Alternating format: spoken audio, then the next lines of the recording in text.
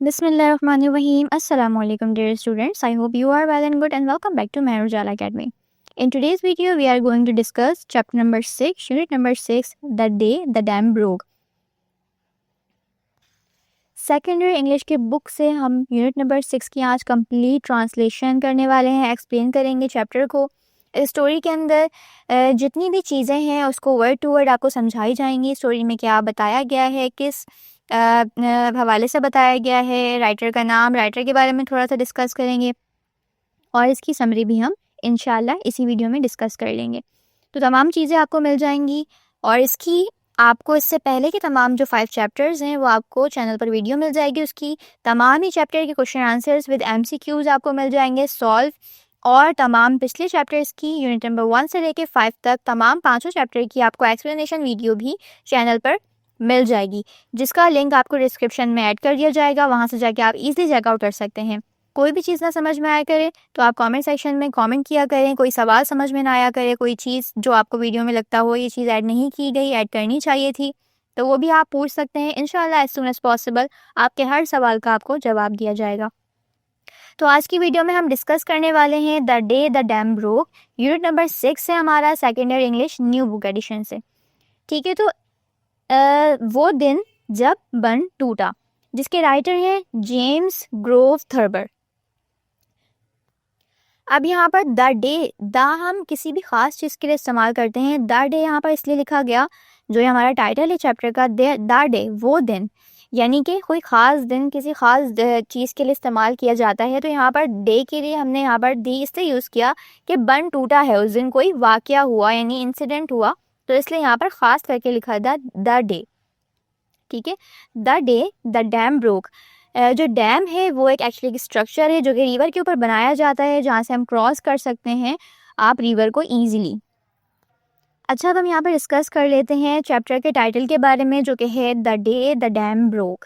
अच्छा, इस टाइटल को हम ये कह सकते हैं कि आयरनी टाइटल है, यानी कि ऐसा टाइटल जो कि गलत है। वो कैसे गलत है? क्योंकि हम चैप्टर को जब रीड करेंगे तो हमें पता चलेगा कि डैम तो कभी टूटा ही नहीं था। ठीक है, चैप्टर के टाइटल में हमें बताया गया है दा डे। अच्छा, अब यहाँ पर दा क्यों इस्तेमाल किया गया है? दा का मतलब होता है, दा हम वहाँ पर इस्तेमाल करते हैं जहाँ पर हम किसी ख़ास चीज़ या ख़ास दिन की बात करते हैं। तो यहाँ पर लिखा गया दा डे, यानी वो दिन, यानी वो कोई ख़ास दिन जिस दिन डैम टूटा, बन टूटा। अब डैम क्या है? डैम जो एक स्ट्रक्चर है जो कि रिवर के ऊपर बनाया जाता है। ठीक है, अब यहाँ पर हमें इसीलिए इस टाइटल को हम रॉन्ग कह रहे हैं, क्योंकि जब हम स्टोरी को आगे रीड करेंगे, चैप्टर को आगे रीड करेंगे, तो हमें पता चलेगा इस पूरी स्टोरी के अंदर, इस पूरे चैप्टर के अंदर बन तो कभी टूटा ही नहीं था, डैम जो है वो नहीं टूटा था। अब इसके जो राइटर हैं उनके बारे में हम कुछ चीज़ें जो हमें वो याद रखनी है, जहन में रखनी है। ठीक है, MCQs में भी काफ़ी ज़्यादा आपको हेल्प आउट हो जाती है इस चीज़ से, क्योंकि MCQs भी हमारे रिलेटेड आ जाते हैं राइटर्स से। तो इस चैप्टर के राइटर हैं जेम्स ग्रोव थर्बर, जो कि एक अमेरिकन ह्यूमरिस्ट हैं। ह्यूमरिस्ट का मतलब क्या होता है? अब ह्यूमरिस्ट का मतलब होता है मज़ा निगार, जो कि फ़नी स्टोरीज़ या फिर फ़नी चीज़ें लिखते हैं। ठीक है, तो वो एक मज़ा निगार थे, अमेरिकन ह्यूमरिस्ट थे। अच्छा, अब ये जो चैप्टर है हमारे पास the day the dam broke, ये जो हमारे राइटर हैं जेम्स ग्रोव थर्बर, ये उनकी ऑटोबायोग्राफी है। अब ऑटोबायोग्राफी क्या होती है? ऑटोबायोग्राफी होती है आप बीती, यानी किसी इंसान की आंखों देखा हाल या फिर उसकी अपनी ज़िंदगी में कोई गुजरा हुआ वाक़या जो कि वो डिस्कस कर रहा है या फिर उन्होंने लिखा। तो ये बुक लिखी थी जेम्स ग्रोव थर्बर ने, जिसका नाम था my life and hard times, मेरी ज़िंदगी और इसके कुछ मुश्किल लम्हात। तो उन्होंने ये जो हमने चैप्टर में से कुछ लाइनें मिली है ना हमें, the day the dam broke, जो हमें चैप्टर हमारी बुक में ऐड किया गया है, ये उस बुक के कुछ पेजेस हैं। बुक का नाम क्या था? My life and hard times, जो कि लिखी है जेम्स ग्रोव थर्बर ने, जो कि ऑटोबायोग्राफी, यानी कि उनकी अपनी आप बीती, उनकी अपनी ज़िंदगी के बारे में। तो उस बुक से लिए गए कुछ पेजेस हैं the day the dam broke, जो कि आपकी बुक में शामिल किए गए हैं।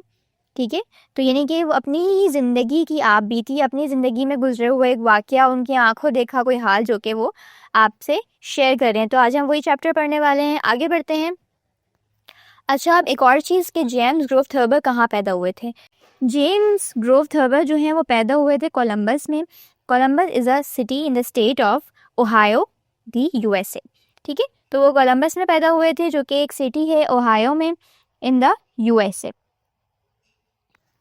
अच्छा, अब हर स्टोरी या चैप्टर का क्या होता है, मोरल होता है, कोई सबक होता है। तो इस चैप्टर से हमें सीखने को मिलेगा, जो कि मैं आपको स्टार्ट में ही बता देती हूँ, हमें इस चैप्टर से सीखने को मिलेगा कि हमें उड़ती हुई अफ़वाह, यानी कि किसी की कही हुई बात जो हमने अपनी आँखों से ना देखी हो, उस पर यकीन नहीं करना चाहिए। किसी ने कोई बात अगर हमें बताई, तो वो वाली बात वो अफ़वाह हुई। अगर आपने उसे अपनी आँखों से नहीं देखा, नहीं जाना, या फिर अपने आँखों से आपने उस चीज़ को विटनेस नहीं किया, तो आप उस चीज़ पर भरोसा ना करें। क्योंकि अगर आप उस चीज़ पर भरोसा करते हैं और वो बात गलत साबित होती है, तो वो चीज़ आपकी ज़िंदगी में पैनिक ला सकती है, आपको परेशान कर सकती है, और आपका डेली स्केड्यूल भी ख़राब हो सकता है, और किसी हद तक आपको पैनिक अटैक्स भी आ सकते हैं। अगर तो कोई ऐसी बात जो बहुत ज़्यादा सीरियस हो, लेकिन उसका हकीकत से वास्ता ना हो, वो कहीं एक उड़ती हुई अफ़वाह आप तक पहुँची हो, तो हमें क्या करना चाहिए? हमें उड़ती हुई बातें या किसी की सुनी सुनाई पर यकीन नहीं करना चाहिए, जब तक आप उसे खुद से विटनेस ना करें या फिर अपनी आँखों से ना देखें। तो ये इस चैप्टर का मैसेज है। तो चलिए स्टार्ट करते हैं without wasting further time. My memories of what my family and I went through during the 1913 flood in Ohio, I would gladly forget. बहुत सारे स्टूडेंट्स के मेरे पास ये कमेंट आता है कि मैम आप ना वर्ड टू वर्ड मीनिंग भी बताया करें। तो मैं आपको आप हार्ड वर्ड्स की मीनिंग जो है वो बता दूंगी। अगर आपके पास पेंसिल है और आप बुक लेकर बैठे हैं, तो आप उसे वहाँ पर टिक कर लीजिएगा या फिर हाईलाइट करके उसके ऊपर मीनिंग लिख लीजिएगा।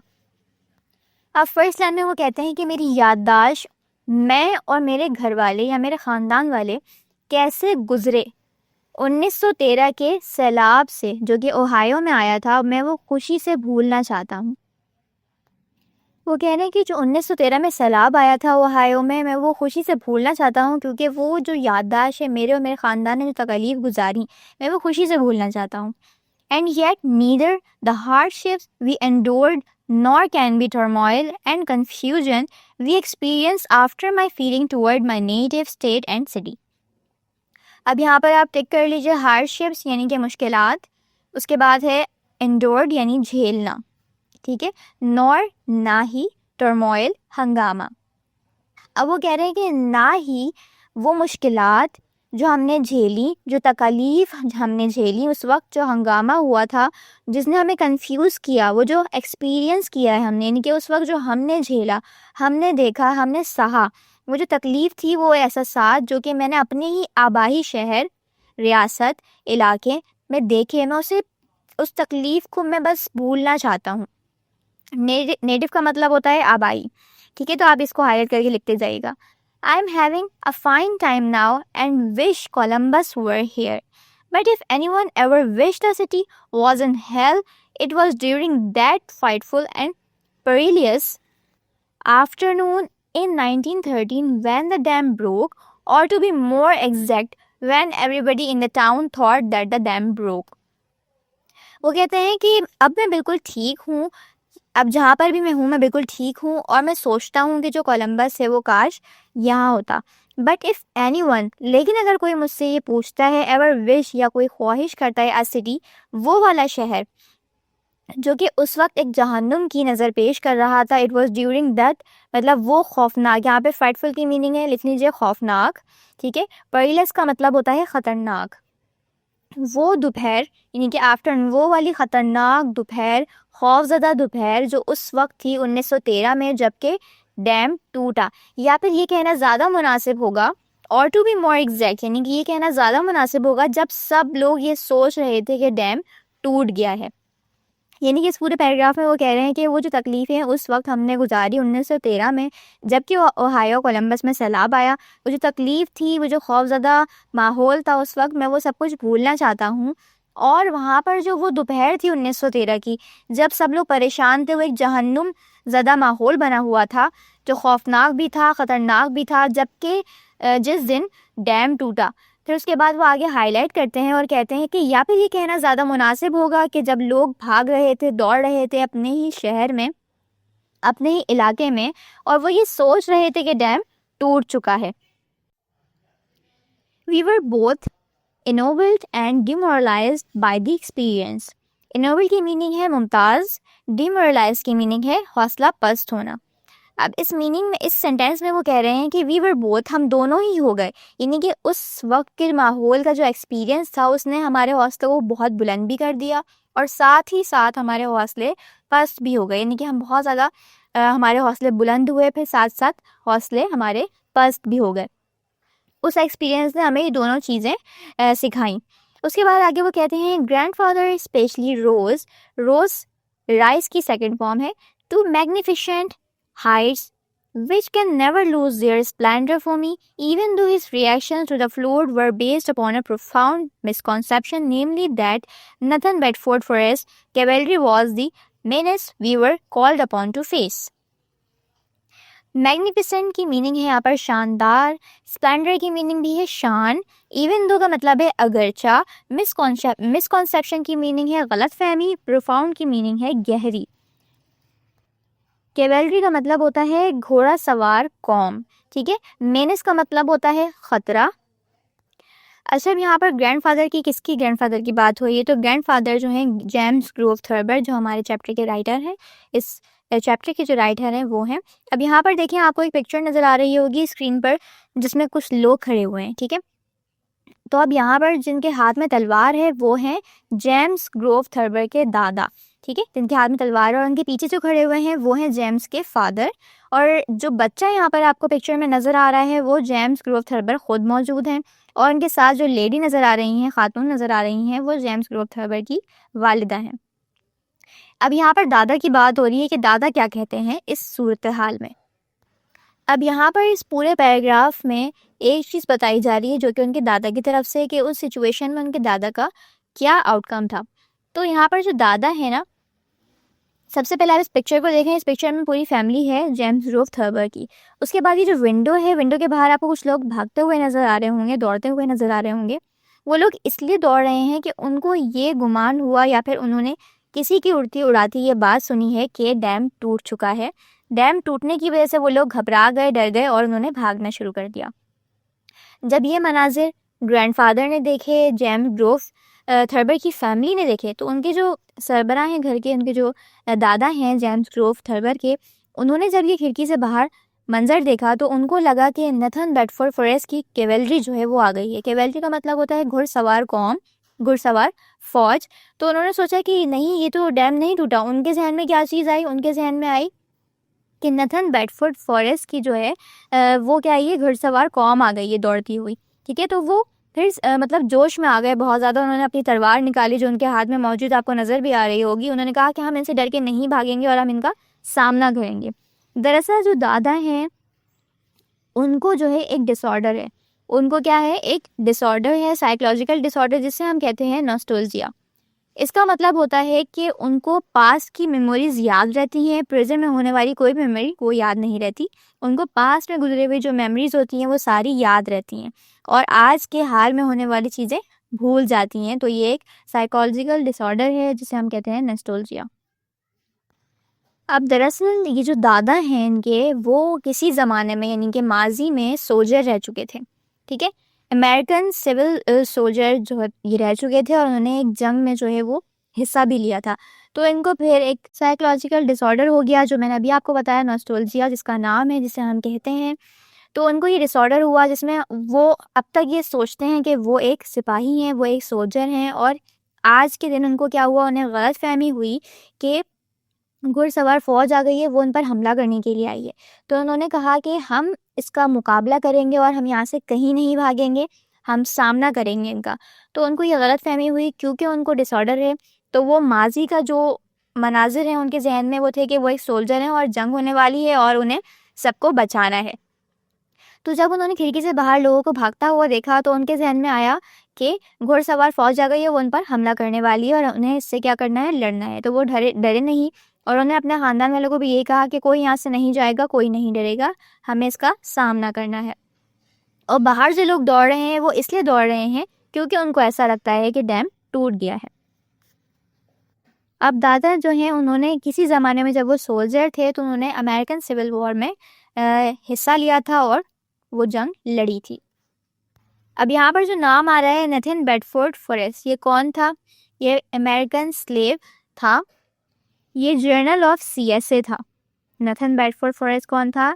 जर्नल फ्रॉम CSA, उनकी तरफ से ये सोल्जर था, स्लेव सोल्जर था Nathan Bedford forest.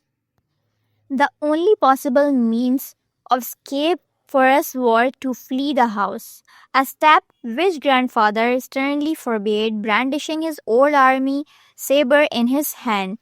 Let the suns come, he roared.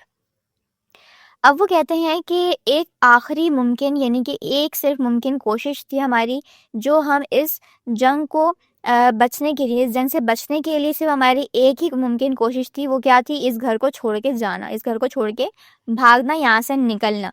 लेकिन ये वो वाहिद कदम था जिसके लिए ग्रैंडफादर यानी कि हमारे दादा ने सख्ती से, स्टर्नली का मतलब होता है सख्ती से, फॉरबेड यानी मना किया। फॉरबेड की सेकंड फॉर्म है, तो यहाँ पर आप देख लीजिए मना करना, फॉरबेड, यानी कि स्टर्नली सख्ती से उनके दादा ने इस कदम को उठाने से मना किया और ब्रांडिशिंग लहराया हिज ओल्ड आर्मी सेबर, यानी कि सेबर कहते हैं तलवार को। उन्होंने अपना पुराना जो है वो आर्मी सेबर, अपनी पुरानी तलवार को अपने हाथ में लहराया, जो कि आप पिक्चर में भी देख सकते हैं। Let the sons come, he roared, वो चिल्लाए, वो गुर्राए कि आने दो बेटों को। यानी कि वो इतने ज़्यादा जज्बाती हो चुके थे कि घर वालों को लगता था कि हमारे पास एक ही मुमकिन कोशिश है, एक ही मुमकिन रास्ता है कि हमें अगर इस लड़ाई से बचना है तो हमें इस घर से निकलना होगा।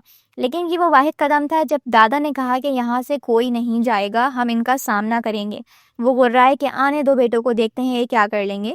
यानी कि वो गुर्राए, वो बहुत ज़्यादा जोश में थे उस वक्त, क्योंकि उनको नॉस्टैल्जिया फीलिंग आ रही थी कि ये सब फौज है जो कि मुझसे लड़ने के लिए आ रही है और मैं इनका सामना करूँगा।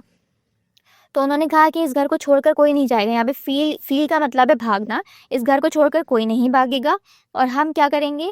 हम इसका मुकाबला करेंगे। तो उन्होंने क्या किया? उन्होंने सख्ती से मना किया और लहराया, ब्रांडिशिंग, लहराई अपनी तलवार जो कि उनके हाथ में थी। Meanwhile, hundreds of people were streaming by our house in wild panic, screaming, "Go east, go east." इसी दौरान हंड्रेड्स ऑफ पीपल, हज़ारों की तादाद में हज़ारों लोग जो हैं वो क्या कर रहे थे? स्ट्रीमिंग, दौड़ रहे थे, भाग रहे थे, बाय आवर हाउस, हमारे घर की तरफ से, इन वाइल्ड, वाइल्ड यानी जंगलियों की तरह, पैनिक, अफरा तफरी में, जंगलियों की तरह अफरा तफरी मचाई हुई थी उन हज़ारों लोगों ने, और वो भाग रहे थे, दौड़ रहे थे, स्क्रीमिंग, और वो चिल्ला रहे थे, गो ईस्ट, मशरिक की तरफ भागो, मशरिक की तरफ भागो। यानी कि वो जो सारे लोग थे वो सब क्या कर रहे थे? वो बहुत तेज़ी में हमारे घर की तरफ से भाग रहे थे। जेम्स थर्बर बताते हैं कि वो हमारे घर की तरफ से बहुत तेज़ जंगलियों की तरह अफरा तफरी में भाग रहे थे और चिल्ला रहे थे, गो ईस्ट, मशरिक की तरफ भागो, मशरिक की तरफ भागो। फिर अब उनके जो फादर है वो तो उन्हें घर से बाहर जाने नहीं दे रहे थे। तो जेम्स थर्बर ने क्या किया? आगे लिखते हैं, we had to stun grandfather with the ironing board. अब आपने घर में देखा है जिस पे हम आयरन करते हैं, कपड़े इस्त्री करते हैं, आयरनिंग बोर्ड जिसे कहा जाता है। अब यहाँ ऊपर पिक्चर में देखेंगे तो जेम्स थर्बर के हाथ में क्या है? आयरनिंग बोर्ड है। अब उन्होंने क्या किया? वो कहते हैं कि वी हैड टू स्टन, हमें करना पड़ा, हमें करना पड़ा, स्टन चकराना पड़ा, स्टन मतलब चकराना, ग्रैंडफादर को विद द आयरनिंग बोर्ड से अपने फादर को चकराना पड़ा। इट्स मीन कि उन्होंने क्या किया? वो जो आयरनिंग बोर्ड था उन्होंने उठाकर अपने फादर के सर पर उसे मारा ताकि वो क्या हो जाए? वो चकरा कर गिर जाएं। जब वो चकरा कर गिर जाएंगे तो वो क्या कर सकते हैं? वो उन्हें लेकर वहाँ से भाग सकते हैं। उनके पास ये एक ऑप्शन था क्योंकि उनके फादर उन्हें बिल्कुल भी जाने नहीं दे रहे थे घर से बाहर। तो उन्होंने कहा कि हमें क्या करना पड़ेगा? हमें ग्रैंडफादर को चकराना पड़ेगा। जो जेम्स थर्बर के फादर थे उन्होंने क्या किया? उनको चकराने के लिए क्या किया? उन्होंने आयरनिंग बोर्ड को उनके सर पर मारा ताकि वो गिर जाएं।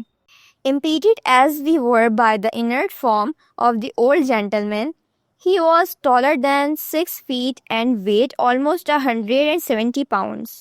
अब यहाँ पर वो कहते हैं इम्पीडियड मतलब रुकावट। वो जो ग्रैंडफादर थे वो हमारी रुकावट बने हुए थे क्योंकि वो हमें घर से बाहर जाने नहीं दे रहे थे। As we were by the inert form, inert का मतलब होता है यहाँ पर बेहिस हो गए, यानी कि जब उनके सर पर आयरनिंग बोर्ड मारा गया तो वो क्या हो गए? बेहिस हो गए और वो गिर गए।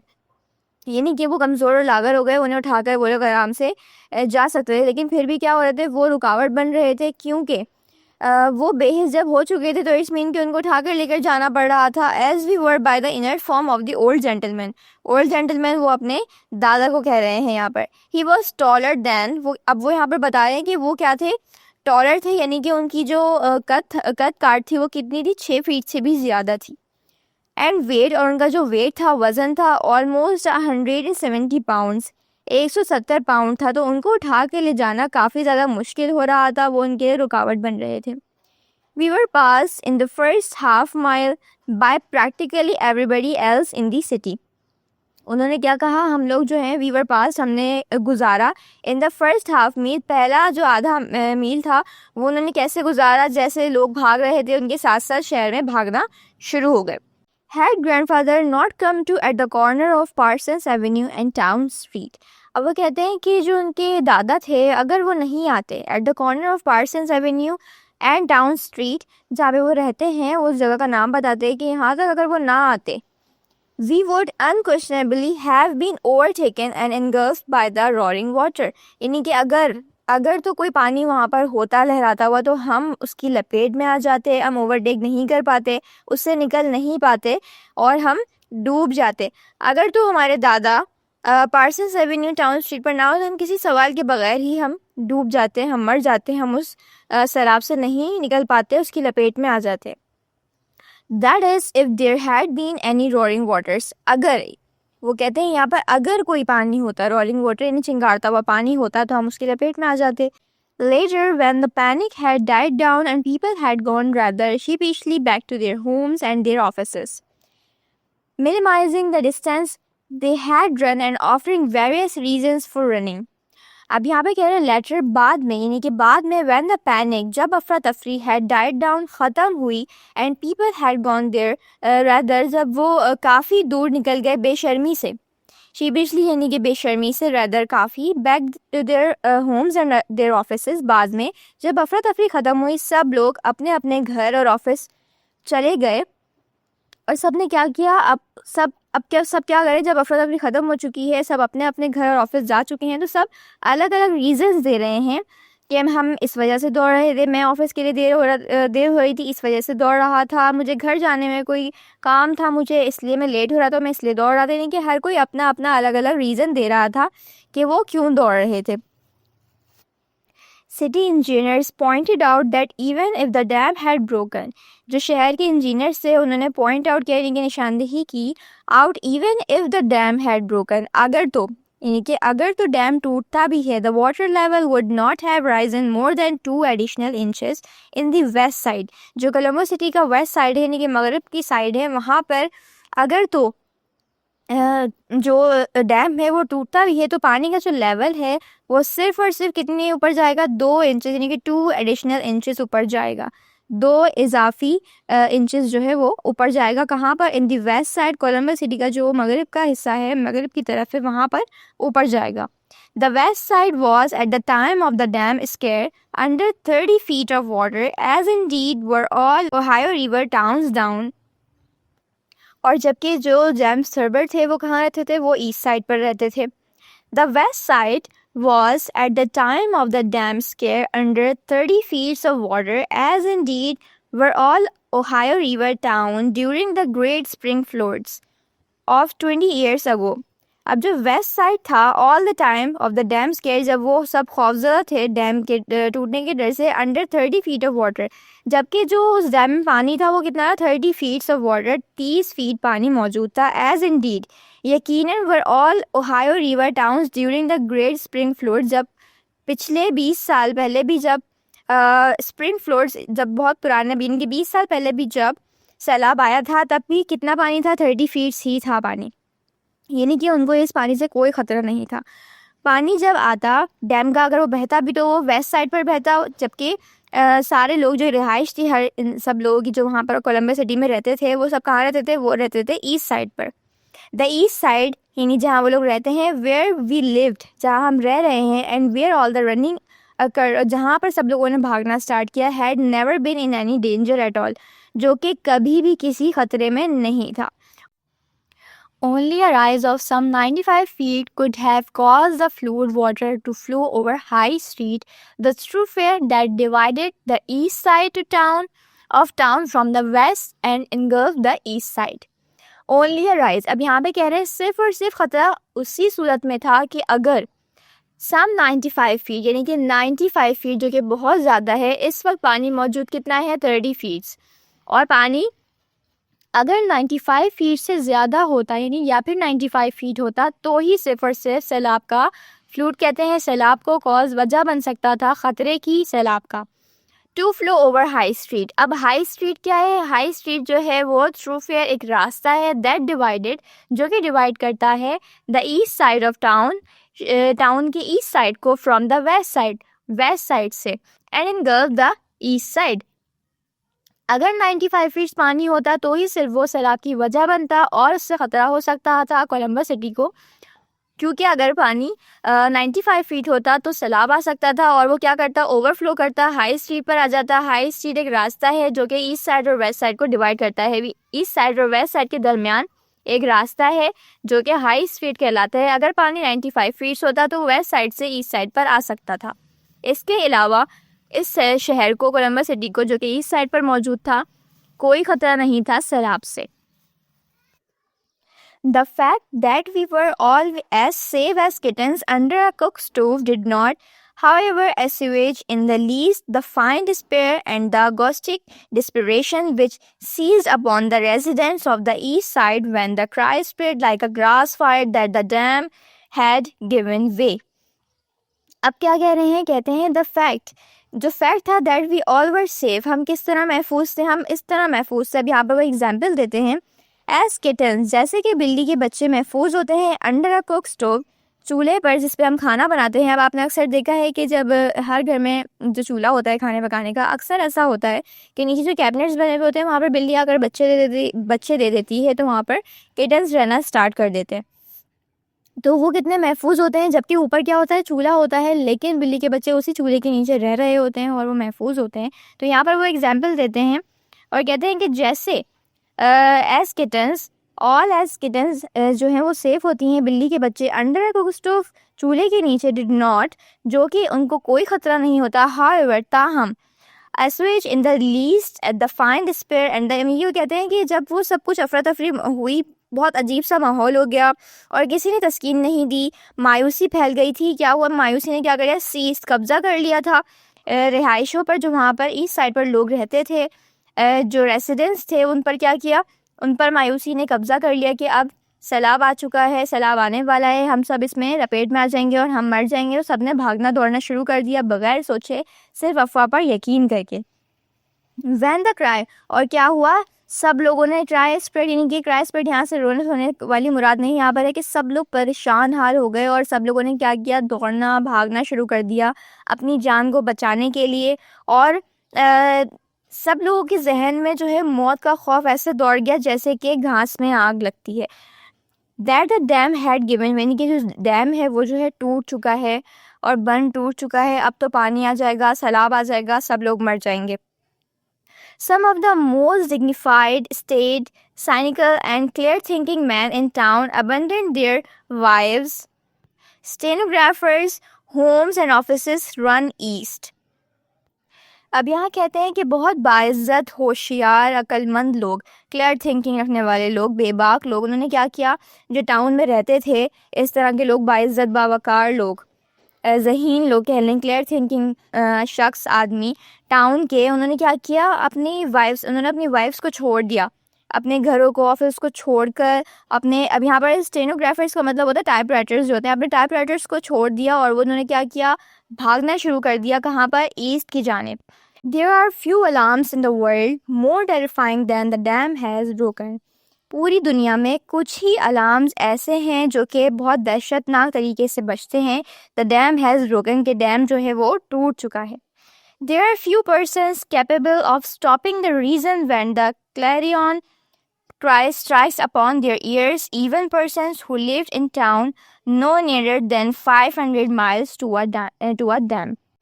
दुनिया में कुछ ही लोग ऐसे हैं जो कि कैपेबल हैं रुक जाने के, टू अ रीज़न, जो रीज़न तलाश करे, व्हेन द क्लैरियन, यानी कि जब बहुत ज़्यादा शोर शराबे की, अलार्म्स की आवाज़ आए या डैम टूटने की, इस तरह की अफरा तफरी हो रही हो, सब लोग चीख रहे हो, तो बहुत कम लोग जो ऐसे होते हैं वो कैपेबल होते हैं रुक कर वजह ढूंढने की कि सब लोग क्यों भाग रहे हैं, वजह तलाश करने की कि क्या ऐसी वजह है कि सब लोगों ने दौड़ना स्टार्ट कर दिया, ना कि अफरा तफरी में उनके साथ खुद भी दौड़ना स्टार्ट कर दें।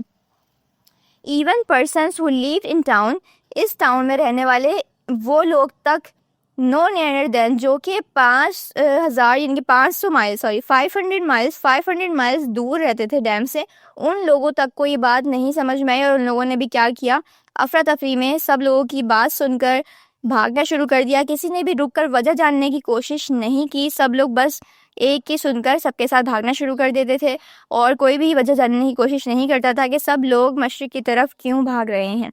तो बहुत कम लोग ऐसे होते हैं जो कि इन सब लोगों को दौड़ता हुआ कोई देखे और वो उनसे पूछे रुक कर कि आप लोग क्यों भाग रहे हैं। वजह जानने की किसी ने भी कोशिश नहीं करी थी उस टाउन में।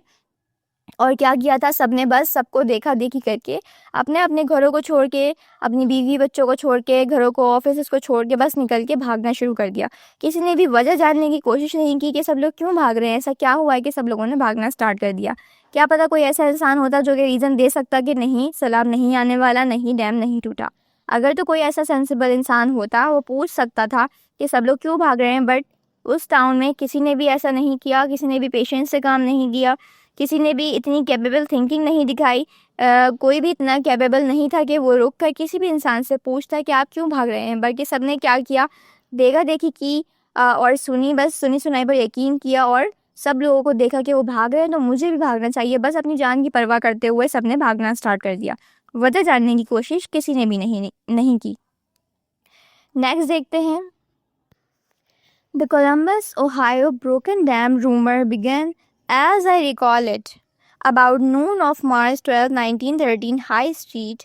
अब यहाँ पर वो कह रहे हैं कि मैं आपको एक दफ़ा और रिकॉल करवा देता हूँ, याद दिलवा देता हूँ कि कोलंबस सिटी में, ओहायो में जब डैम टूटा, जब डैम टूटा नहीं उसकी अफवाह फैली, ब्रोकन डैम रूमर बिगैन, अफवाह फैली, बिगन वर्ब की सेकंड फॉर्म है। एज आई रिकॉल इट, मैं याद दहानी करवा दूं, अबाउट नून, दिन का वक्त था, 12 मार्च 1913, दोपहर के वक्त डैम टूटने की अफवाह फैली। हाई स्ट्रीट वो कह रहे हैं जो ऊंची सड़क, जो मेन सड़क है जहाँ पर पानी आने का खतरा था अगर डैम टूटता, तो वहाँ पर कह रहे हैं जो हाई स्ट्रीट थी, द मैन, अब यहाँ पर मैन लिखा हुआ है पर यहाँ पे मेन लिखेंगे, आप इसको करेक्ट कर लीजिएगा। द मेन कैनियन, जो कि मेन मरकज़ है, सही है, मेन मरकज़ ऑफ ट्रेड यानी कि तिजारत का, was loud with the Placid हम ऑफ बिजनेस। अब यहाँ पे कह रहे हैं वहाँ पर क्या हो रहा था, वहाँ पर वॉज लाउड, यहाँ पर इस तरह कहेंगे कि वहाँ पर ना कारोबारी लोग मौजूद थे जो कि कारोबार के बारे में डिस्कशंस कर रहे थे, यानी कि शोर शराबा था लेकिन पुरसुकून वाला शोर शराबा, जैसे कि हम आपस में डिस्कशन करते हैं उस तरह वाला। कह रहे हैं कि लोग लाउड थे, वहाँ पे सारे बिजनेसमैन मौजूद थे जो कि डिस्कशन कर रहे थे अपनी तिजारत के बारे में। अब आगे कहते हैं कि hum of business and the buzzing of placid businessman, arguing, computing, wheedling, offering, refusing and compromising. अब कह रहे हैं वहाँ पर पुरसुकून जो तिजारत करने वाले लोग मौजूद थे, बिजनेसमैन मौजूद थे, तिजारी जो है होते हैं वो मौजूद थे। वो क्या कर रहे थे, उनकी गूंज थी एक, वो क्या कर रहे थे, वो आपस में बातें कर रहे थे, पुरसुकून एक जो है वो गूंज मौजूद थी जो कि आपस में डिस्कशंस कर रहे थे अपनी तिजारत को लेकर कि क्या करना चाहिए।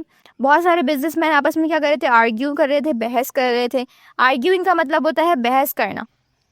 कंप्यूटिंग, हिसाब लगा रहे थे। वीडलिंग यानी कि आपस में डिस्कशन चल रही थी वहाँ पर जितने भी बिजनेसमैन मौजूद थे, यानी कि उस रोड पर उस वक्त बहुत सारे बिजनेसमैन मौजूद थे, ठीक है। यानी कि उस वक्त, उस दिन जिस दिन ये अफवाह फैली कि डैम टूटने वाला, उस दिन हाई स्ट्रीट पर बिजनेसमैन बहुत सारे मौजूद थे जो कि आपस में डिस्कशन कर रहे थे ट्रेड के हवाले से, अपनी तिजारत के हवाले से। बहुत सारे बिजनेसमैन अपन आर्ग्यू कर रहे थे, बहस कर रहे थे।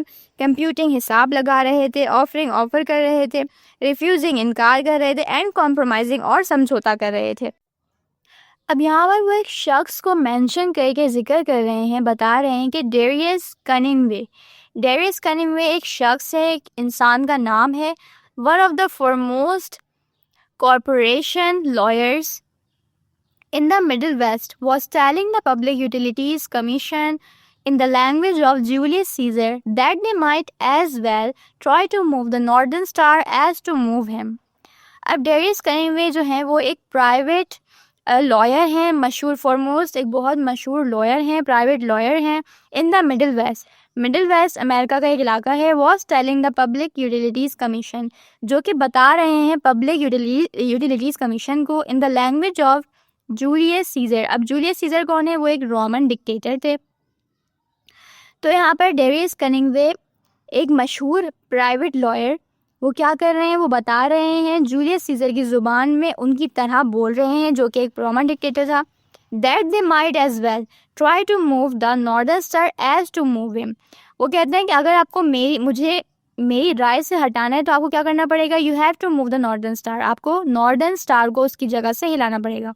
अब नॉर्दर्न स्टार क्या है? उसे हम पोल स्टार भी कहते हैं, कुतुब तारा, जो कि कभी भी अपनी जगह से नहीं हिलता।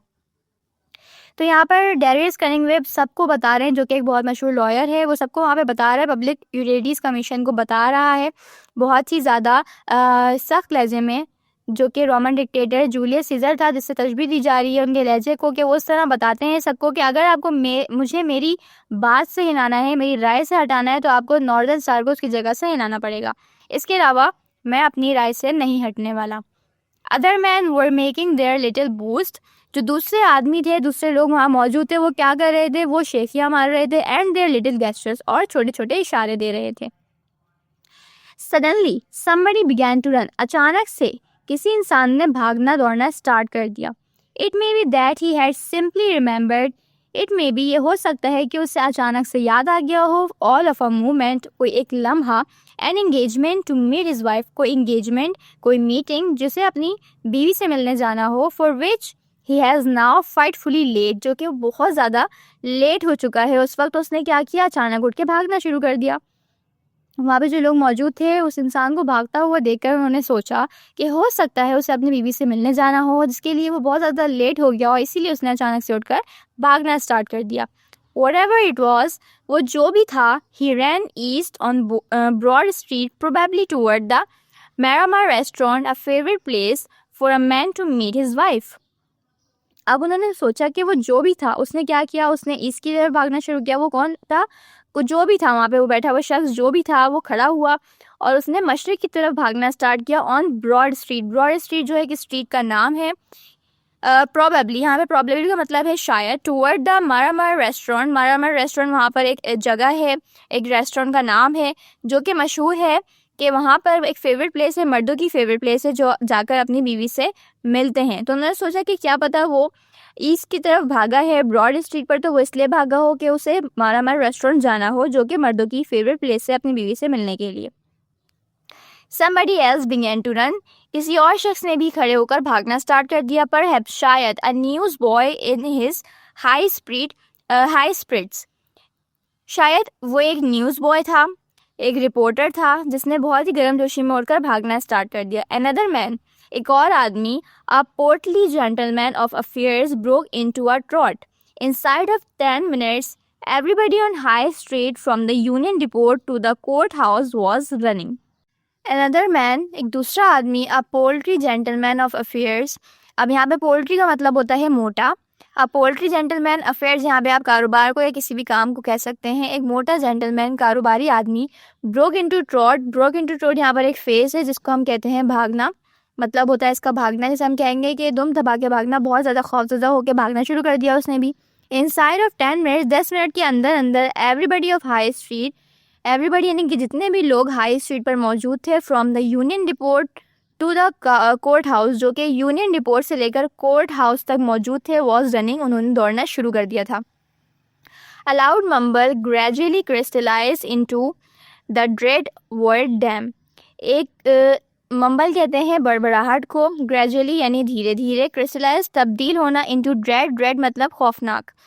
एक लाउड मम्बल यानी कि बहुत ज़्यादा लाउड जो मम्बल था, हड़बड़ाहट थी, धीरे धीरे वो किस में तब्दील होना शुरू हो गई? एक खौफनाक लफ्ज़ में, जो कि था dam. The dam has broke. जो डैम है वो टूट चुका है। The dam has broke, the dam has broke, dam टूट चुका है। द डैम हैज़ ब्रोकन, यहाँ पर ब्रोकन आएगा क्योंकि हैज़ के बाद सेकेंड फॉर्म लगती है किसी भी वर्ब की। The dam has broken, dam टूट चुका है। The fear was put into words by a little old lady in an electric. अब यहाँ पर कह रहे हैं कि ये खौफजदा आवाज़ किसकी तरफ से आई थी, एक छोटी बूढ़ी औरत की तरफ से इन इलेक्ट्रिक, यहाँ पर कहेंगे कि जो बहुत ज़्यादा जल्दी में थी, बहुत ज़्यादा तेज़ी में थी, और बाया ट्रैफिक कॉप, या फिर किसी ट्रैफिक कॉप की तरफ से, कॉप मतलब सिपाही होता है, और बाया स्मॉल बॉय, और एक छोटे लड़के की तरफ से। Nobody knows who, nobody knows who, किसी को नहीं पता था किसने कहा है लव्स के डैम टूट चुका है, nor does it now really matter, और ना ही किसी को इस बात से फ़र्क पड़ता था कि ये बात किसने कही है। 2000 people were abruptly in full flight. Go east was the cry that arose east, away from the river, east to safety. Go east, go east, go east. अब यहाँ पे वो कह रहे हैं कि ये लफ्ज़ किसने कहा था, ये बात किसने कही थी, इससे किसी को भी फ़र्क नहीं पड़ता, बस जिसने भी ये बात कही थी सब लोग इस बात से खौफज़दा हो गए, सब ने अपनी जानें बचाने के लिए भागना शुरू कर दिया था। किसी को भी इस बात से फ़र्क नहीं पड़ता था कि कौन वो इंसान था, कोई बच्चा था, कोई औरत थी, या फिर कोई ट्रैफिक पुलिस ऑफिसर था जिसने ये बात बताई, बस सब ने इस बात को सुनकर भागना शुरू कर दिया था। गो ईस्ट, अचानक से सबने आवाज़ लगाना शुरू कर दी कि मशरिक़ की तरफ भागो, मशरिक़ की तरफ भागो। Was the cry that arose, की आवाज़ बुलंद होना शुरू हो गई।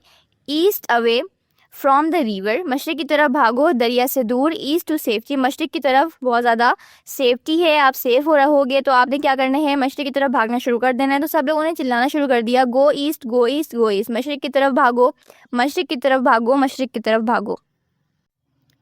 Black streams of people flowed eastward down all the streets leading in that direction.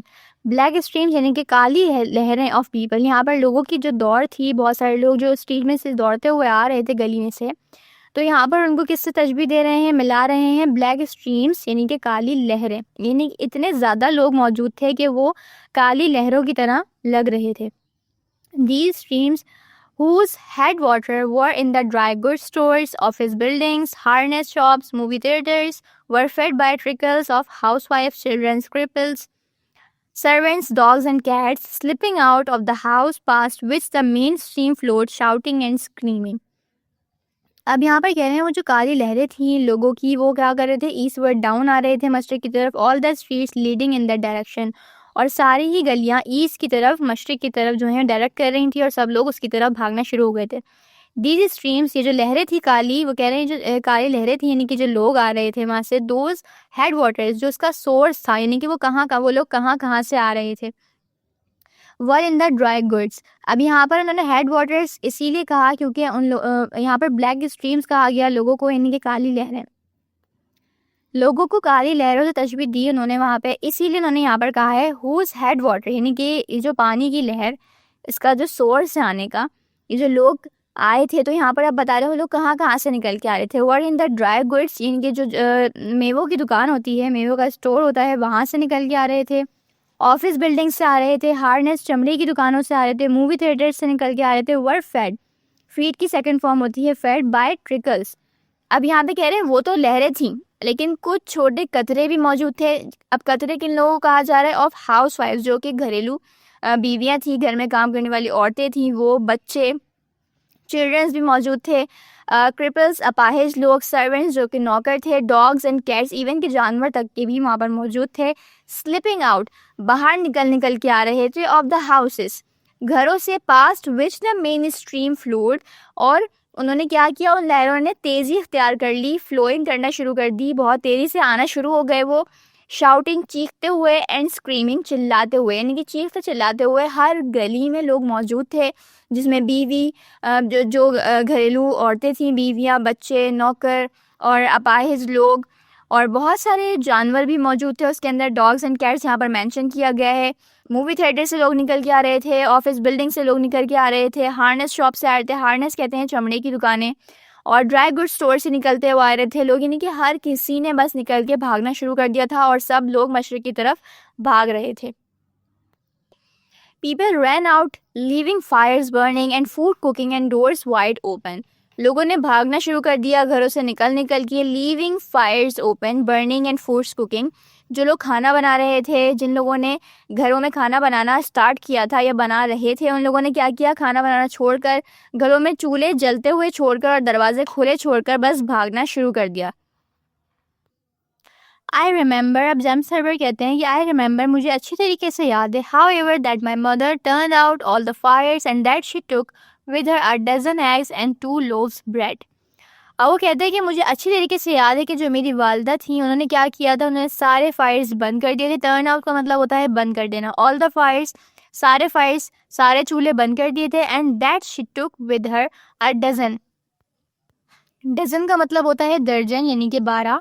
उन्होंने अपने साथ 12 अंडे लिए एंड 2 लोव्स ब्रेड। अब 2 लोव्स क्या होते हैं, आपने देखा होगा एक बड़ा सा पीस होता है, मैं यहाँ पर अटैच कर दूंगी आगे, जहाँ पर आपको पता चलता है कि 2 लोव्स ब्रेड के बड़ा सा पीस होता है। उसके अंदर से हम अगर कट करेंगे तो 2 स्लाइस निकलेंगे। लेकिन उसकी जो वालदा थी जेम्स हर्बर की, उन्होंने 2 लोव्स दिए थे, पूरा पूरा ब्रेड यानी कि अपने साथ लिया था और 1 दर्जन अंडे अपने साथ उठाए, घर के सारे चूल्हे बंद कर दिए थे और फिर वो घर से बाहर लेकर सबको भागी थी।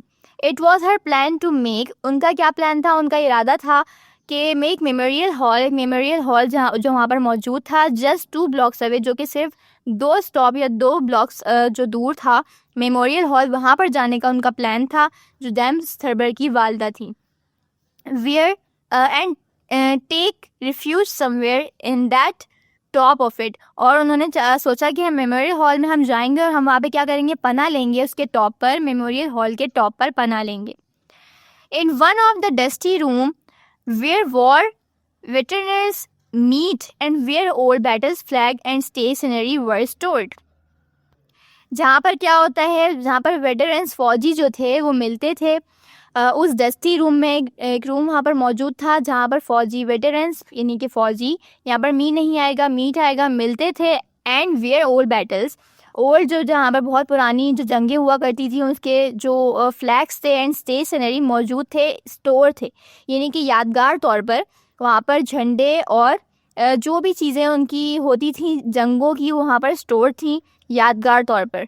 But the seething throngs shouting go east drew her along and rest of hers with her, लेकिन जो हुजूम था उनकी जो चिल्लाने की चीखने की आवाज़ आती थी वो यही थी कि गो ईस्ट, मशरिक की तरफ भागो, मशरिक की तरफ भागो, जो कि उन्हें क्या कर रही थी, मजबूर कर रही थी सोचने पर कि वो रेस्ट नहीं ले पा रही थी कि उन्हें क्या करना चाहिए, या तो यहाँ पर रुकना चाहिए या फिर उन्हें मशरिक की तरफ भागना चाहिए।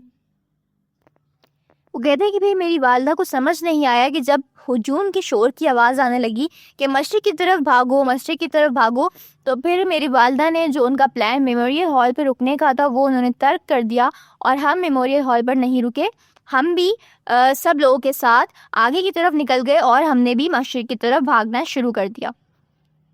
When grandfather regained full consciousness, अब यहाँ पर कॉन्शियसनेस को हम कहेंगे होश, यानी कि उनके दादा को तो उन्होंने आयरनिंग बोर्ड से क्या कर दिया था, बेहोश कर दिया था।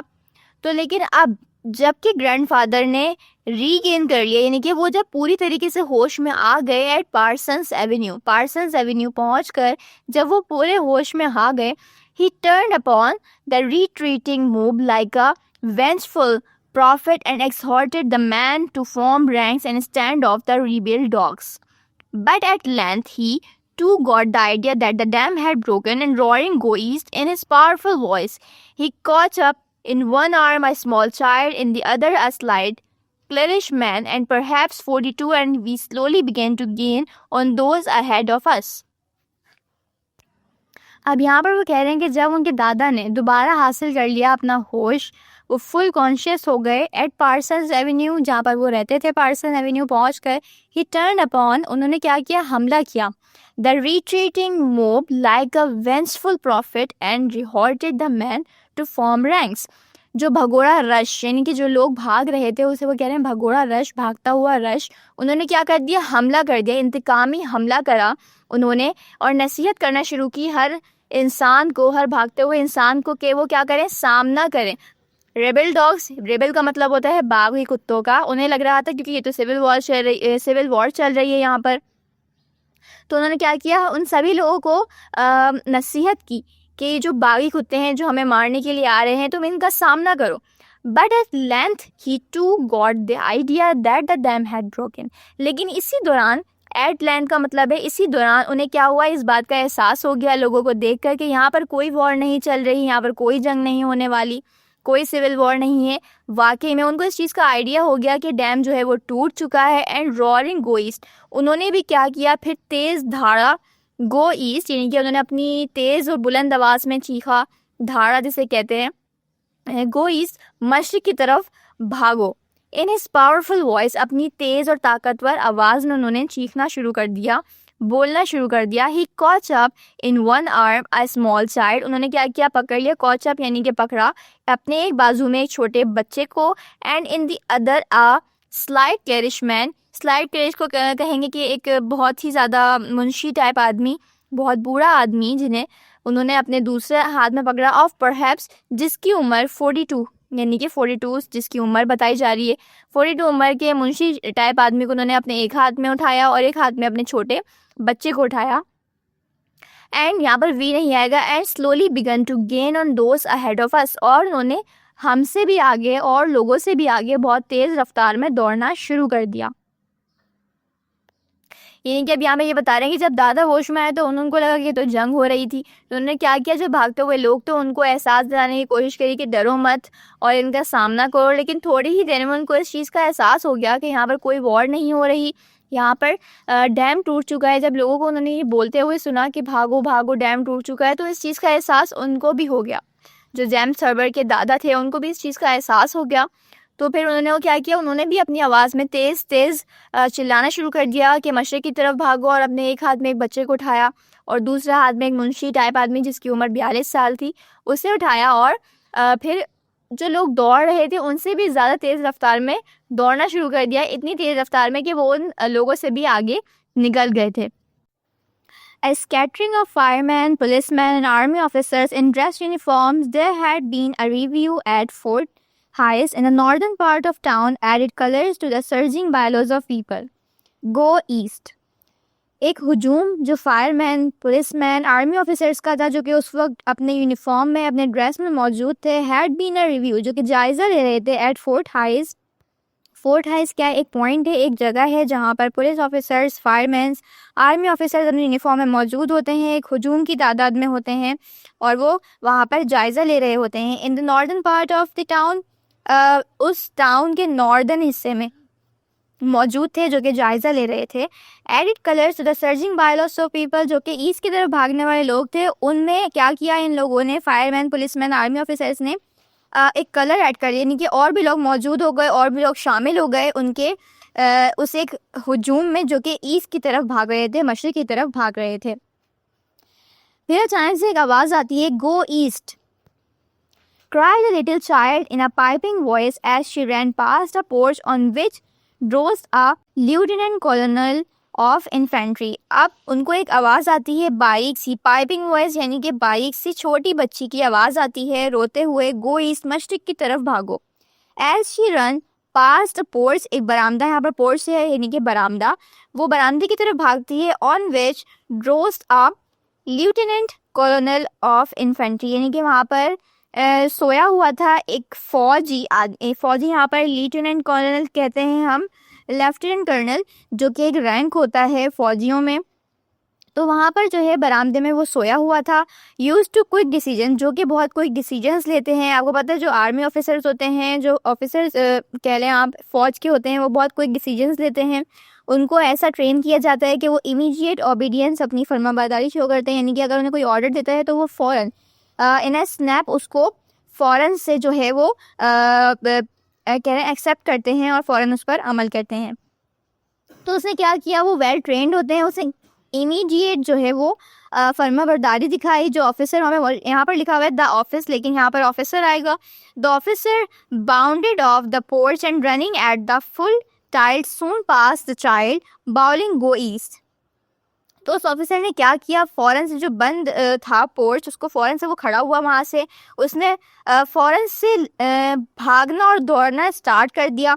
सून पास द चाइल्ड, जैसे ही बच्ची वहाँ से गुजरी, उसने क्या किया, फ़ौरन से खड़े हुआ और चिल्लाना शुरू कर दिया कि गो ईस्ट, मशरिक की तरफ भागो, मशरिक की तरफ भागो। जैसे कि उस बच्ची ने उस ऑफिसर को एक ऑर्डर दिया हो कि डैम वाज ब्रोक, जो डैम है वो जो है टूट चुका है, the dam has broke, the dam has broken. Dam जो है वो टूट चुका है। तो वो जो ऑफिसर था फौज का, वो जल्दी से खड़ा होता है और चिल्लाना शुरू करता है कि जो डैम है वो टूट चुका है, गो ईस्ट, मशरिक की तरफ दौड़ो। The two of them emptied rapidly the houses of the little street they were on. अब उन ऑफिसर्स में से जो दो मौजूद थे वहाँ पर, उन्होंने क्या किया, जल्दी से, रैपिडली यानी कि फ़ौरन, एम्प्टीड, खाली करवा दिए तमाम घर जो लिटिल स्ट्रीट, छोटी गलियों में बने हुए थे, छोटे छोटे लाइन से। उन्होंने क्या किया, उन ऑफिसर्स ने फ़ौरन, दो ऑफिसर्स ने फ़ौरन जो है वो घर खाली करवा दिए। What is it, what is it, demanded a fat waddling man who intercepted the colonel. अब जो एक मोटा सा लड़खड़ाता हुआ आदमी था, उसने क्या किया, उसने सवाल किया, डिमांडेड मीन्स सवाल किया उसने, what is it, what is it, ये क्या है, ये क्या है, आप लोग क्यों दौड़ रहे हैं, यानी कि उसने ऑफिसर से सवाल किया, उसने इंटरसेप्ट करने के रोकना चाहा ऑफिसर को। जो कॉलोनल था उसने पूछा कि आप लोग क्यों दौड़ रहे हैं, उसने सवाल किया। द ऑफिसर ड्रॉप, जो ऑफिसर था वो भी रुका, behind and asked the little child, और उसने क्या किया, पीछे देखा और छोटी बच्ची की तरफ देखते हुए पूछा व्हाट इट वाज, कि हम क्यों दौड़ रहे हैं। बच्ची से भी पूछा गया।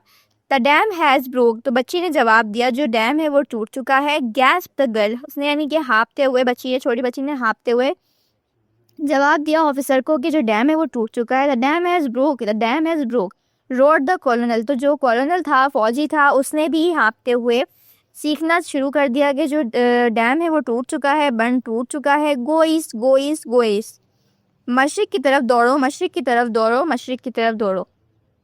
ही वॉज सून लीडिंग, उसने फ़ौरन से लीड करना शुरू कर दिया। With the exhausted child in arms, अपने बाजू में थकी हारी बच्ची को थामे हुए।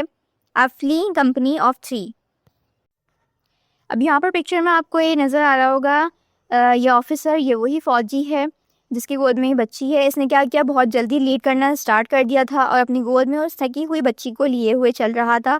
फ्लीइंग कंपनी ऑफ 3, अब यहाँ पर वो कंपनी का मतलब है महफिल, जो उसके पीछे महफिल, साथ साथ उसके बहुत सारे लोगों का जो हुजूम था वो उसके साथ चल रहा था, जो कि तकरीबन 300 persons who had gathered around him from living rooms, shops, garages, backyards and basements. अब fleeing यहाँ पर है कि भागी हुई महफिल, यानी कि उसके पीछे जो लोग मौजूद थे, भागे हुए लोग जो हर जगह से निकल के उसके पीछे भाग रहे थे, क्योंकि वो लीड कर रहा था और उसने कहा कि भागो, मशरिक की तरफ दौड़ो, मशरिक की तरफ दौड़ो, मशरिक की तरफ दौड़ो। जो तकरीबन कितने लोग थे, 300%, 300 लोग उसके पीछे पीछे दौड़ रहे थे। और उसने उन सबको कहाँ से इकट्ठा किया था, अपने साथ, फ्रॉम लिविंग रूम से, शॉप से, गैराज से, बैकयार्ड से और बेसमेंट से, तहखानों से। उन्होंने 300 लोगों को अपने पीछे जमा कर लिया था और कहा था कि मशरिक की तरफ दौड़ो। Nobody has ever able to compute with any exactness how many people took part in the great rout of 1913 for the panic, which extended from the Winslow bottling works in the south and to Clintonville.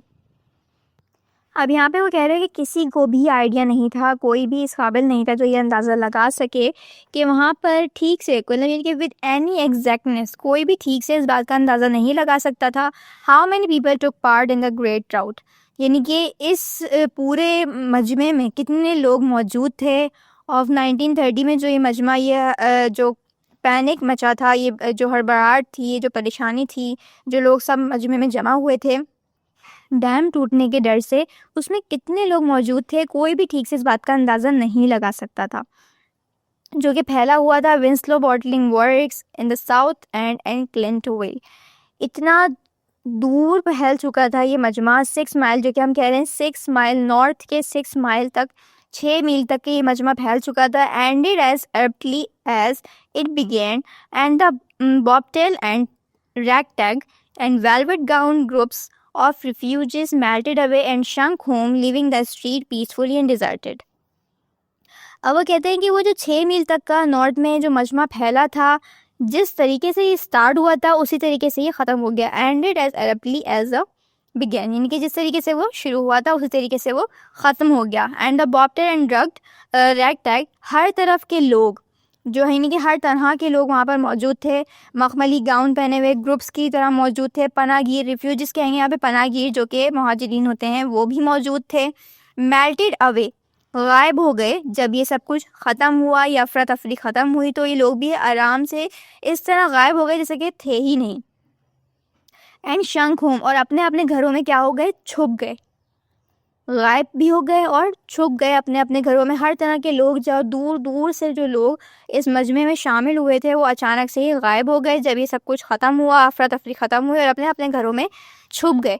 Living the streets peaceful and deserted, और उन्होंने क्या कर दिया, गलियों को फिर से पुरसुकून और वीरान छोड़ दिया जैसे कि वो पहले मौजूद थी, इस अफरा तफरी से पहले मौजूद थी।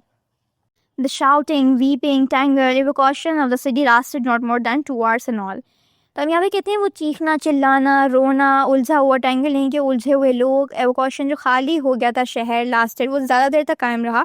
कितने टाइम तक, नॉट मोर देन 2 hours, 2 घंटे तक के सिर्फ ये कायम रहा, जो चीखना, चिल्लाना, रोना, उलझना, खाली हो चुका था शहर, जो सब लोग अफरा तफरी में भाग रहे थे, ये तकरीबन 2 घंटे तक के रहा, कायम रहा।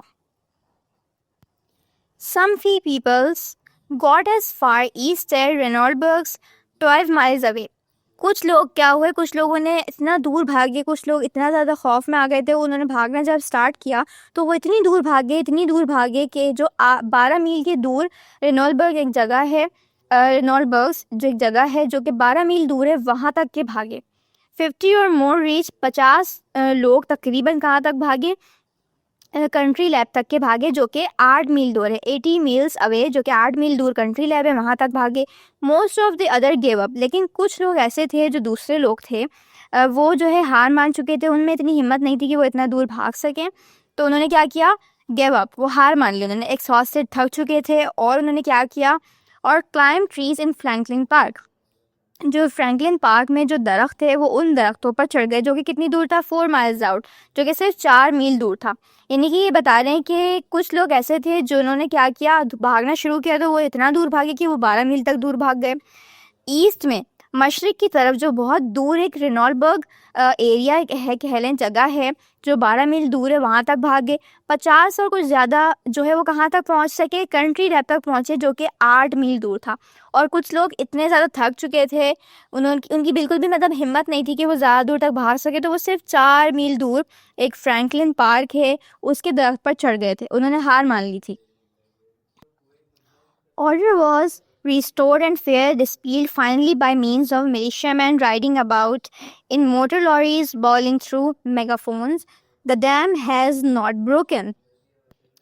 अब जो है जो मिलिशियामैन होते हैं, इनके सिपाही जो कि राइड करके आते हैं अपने मोटर ट्रक्स पर, और उनके पास मेगाफोन्स भी होते हैं, जो ये इनके माइक्स होते हैं जिस पर वो तेज़ आवाज़ में बोल पाते हैं। तो अब ये जो ऑर्डर था ये रिस्टोर हो गया, यानी कि फाइनली सब लोगों को बताने के लिए सिपाही जो मिलिशिया मैन्स होते हैं वो राइड करते हुए अपने मोटर लॉरीज पर, यानी कि ट्रक्स पर आए, और उन्होंने इस हड़बड़ाहट को, परेशानी को दूर करने की कोशिश की। यानी कि वो बहुत अच्छे इरादे से आए और उन्होंने बहुत ये जो हड़बड़ाहट हो रही थी लोगों के दरमियान, इसको दूर करने के लिए अपने मेगाफोन्स निकाले और उस पर बोलना स्टार्ट किया, "the dam has not broken", कि जो डैम है वो नहीं टूटा है।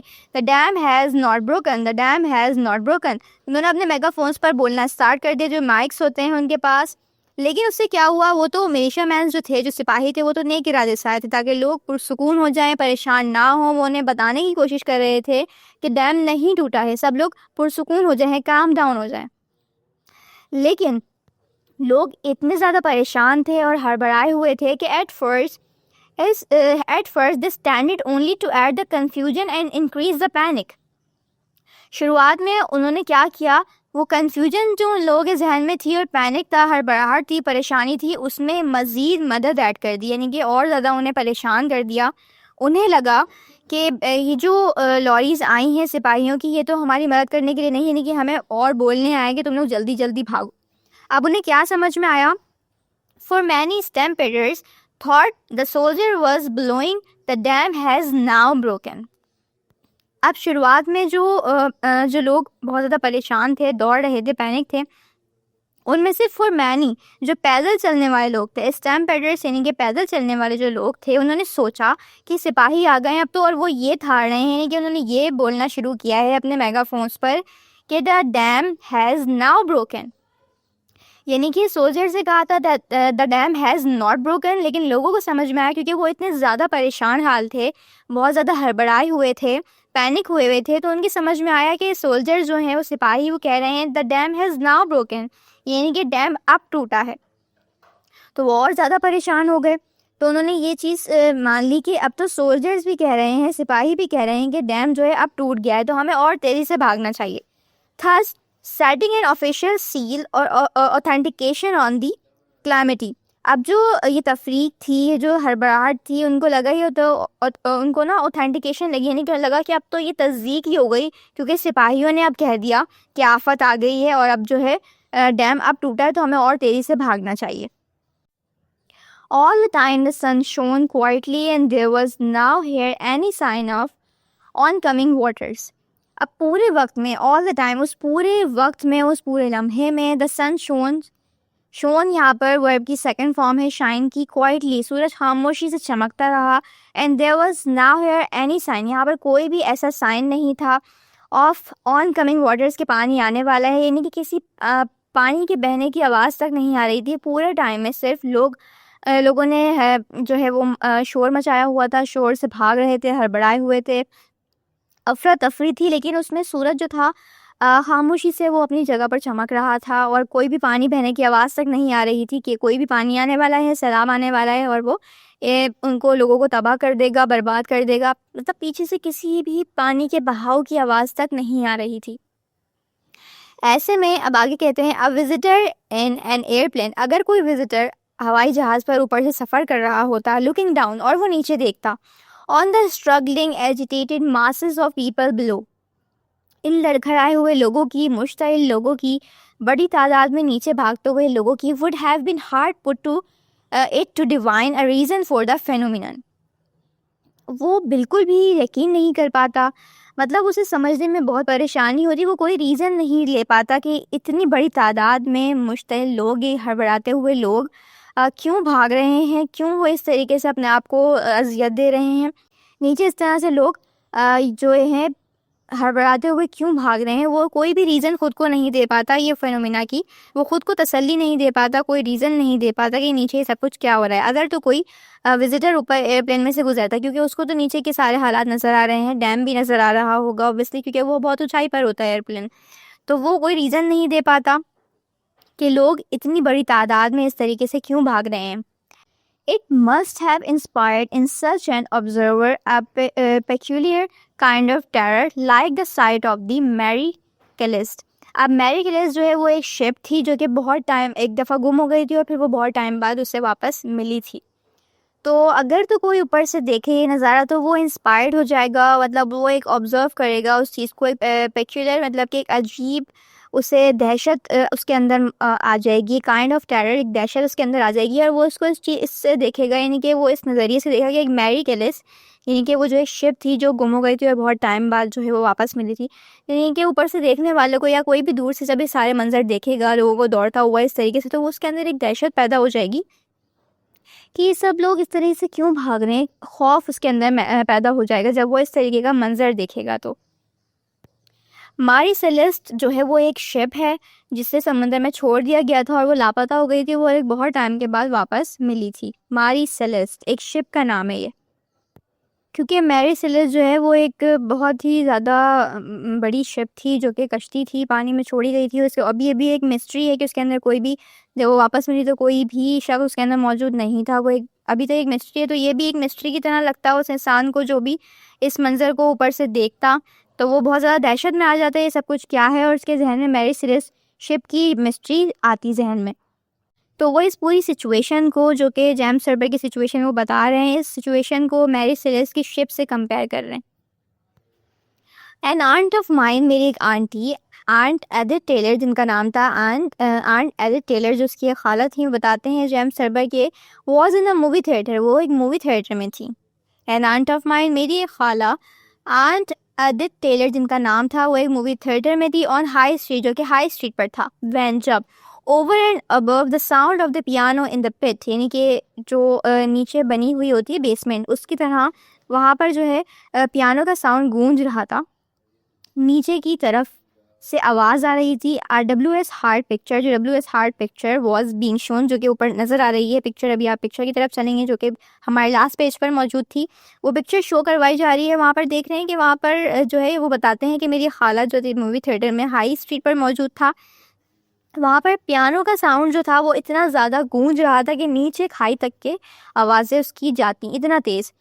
There rose the steadily increasing tramp of running feet, उस शोर की आवाज़ में भी बहुत तेज़ी से उभरना शुरू हो गया। किस चीज़ की आवाज़ उभरना शुरू हुई? मुस्तकिल तौर पे कदमों की आवाज़। लोग जो बहुत तेज़ी से भाग रहे थे बाहर, रनिंग फीट्स, उनकी कदमों की आवाज़ तेज़ी से उस पियानो के साउंड में भी, यानी कि वो तशबीह दे रहे कि पियानो का जो साउंड था वो इतना तेज़ था कि नीचे खाई तक के भी उसकी आवाज़ आती।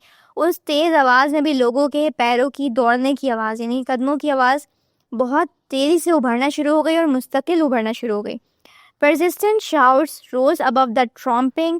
An elderly man, एक कह लें अधेड़ उम्र का आदमी, सिटिंग नियर माई आंट, वो मेरी आंटी के पास आके बैठा, मम्बर्ड, और उसने कुछ बड़बड़ाया। मम्बर्ड यानी बड़बड़ाना। समथिंग, मम्बर्ड समथिंग, कुछ बड़बड़ाया। Got out of his seat, और फिर वो अपनी सीट से खड़ा हो गया। And went up the aisles at the dog road. Aisles कहते हैं यहाँ पर राहदारी जो जगह होती है चलने की, एट द डॉग रोड, और उसने भागना शुरू कर दिया तेज़ी से। यानी कि उसने क्या किया, वो एक अधेड़ उम्र का आदमी बताते हैं कि वो बैठा हुआ था मेरी आंटी के पास, उसने क्या किया, कुछ बड़बड़ाया, बम्बल समथिंग, और उसके बाद वो अपनी सीट से खड़ा हुआ और उसने जल्दी से राहदारी की तरफ भागना शुरू कर दिया। दिस स्टार्टेड एवरीबडी, और इस चीज़ ने क्या किया, सबको चौकन्ना कर दिया।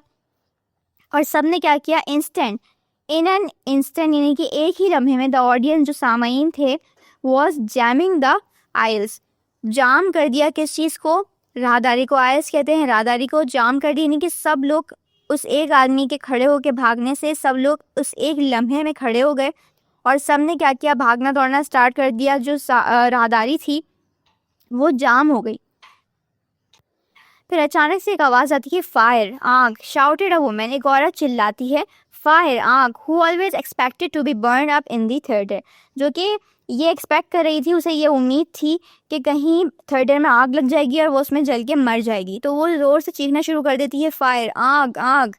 But now the shouts outside word louder the coherent, यानी कि जो बाहर की आवाज़ थी वो उस औरत की आवाज़ से या अंदर थिएटर की आवाज़ से बहुत ज़्यादा तेज़ थी और यकसा थी, यानी कि बाहर के लोग सिर्फ एक ही आवाज़ में एक ही यकसा तौर पर चिल्ला रहे थे, the dam has broken, the dam has broken, जो डैम है, जो बंद है, वो टूट चुका है। यानी कि बाहर के जो लोग थे, मजमा था, वो एक आवाज़ में चीख रहा था कि जो डैम है वो टूट चुका है, इसलिए हम दौड़ रहे हैं। और औरत की आवाज़ थी कि आग लग गई है थिएटर में।